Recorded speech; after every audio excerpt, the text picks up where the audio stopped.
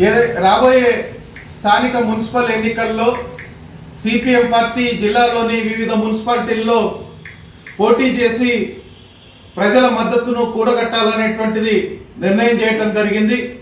ప్రధానంగా పేద ప్రజలు, మధ్యతరగతి ప్రజలు ఎదుర్కొంటున్నటువంటి అనేక సమస్యలపైన సిపిఎం పార్టీ అనేక ఆందోళనలు, దశలవారీ పోరాటాలు నిర్వహించి ప్రజలకు అండగా నిలబడ్డటువంటి పరిస్థితి చూస్తూ ఉన్నాం. ప్రజలు ఈ ఎన్నికల్లో సిపిఎం పార్టీ అభ్యర్థుల్ని ఆదరించాలని విజ్ఞప్తి చేస్తూ ఉన్నాం.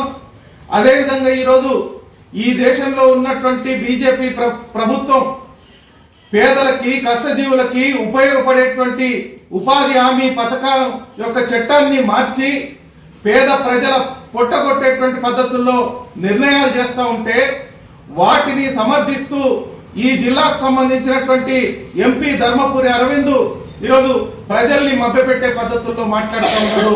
అది బ్రహ్మాండమైనటువంటి కొత్త చట్టం అనేటువంటి పద్ధతుల్లో ఈరోజు మాట్లాడుతూ ఉన్నాడు. ఇది చాలా బాధ్యతారహితం.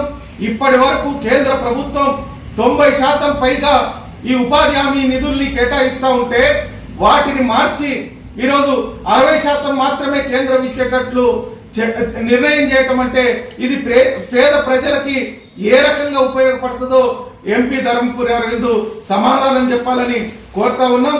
నగరంలోని ప్రజా సమస్యల్ని పట్టించుకోకుండా ఈరోజు ఈ నిజామాబాద్ పేరుని మారిస్తే మొత్తం సకల సమస్యలకు పరిష్కారం అనే పద్ధతుల్లో దీన్ని ఇందూరుగా మారుస్తామని గొప్ప చెప్పుకుంటున్నాడు తప్ప నిజామాబాద్ నగరంలో ఉన్నటువంటి వాటర్ సమస్య కానీ, డ్రైనేజీ సమస్య కానీ, మురికి కాలువల సమస్య కానీ, రోడ్ల సమస్య కానీ, తాగునీటి సమస్య కానీ, పేదలకు ఇళ్ల స్థలాల సమస్య కానీ వీటి మీద ఇప్పటి వరకు మాట్లాడింది లేదు, పోరాటం చేసింది లేదు.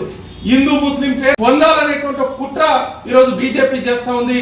ప్రజలు దీని పట్ల అప్రమత్తంగా ఉండాలా, తమ సమస్యల కోసం ఎవరు కృషి చేస్తారో వాళ్ళని ఆదరించాలా రాబోయే ఎన్నికల్లో అనేటువంటిది విజ్ఞప్తి చేస్తా ఉన్నాం.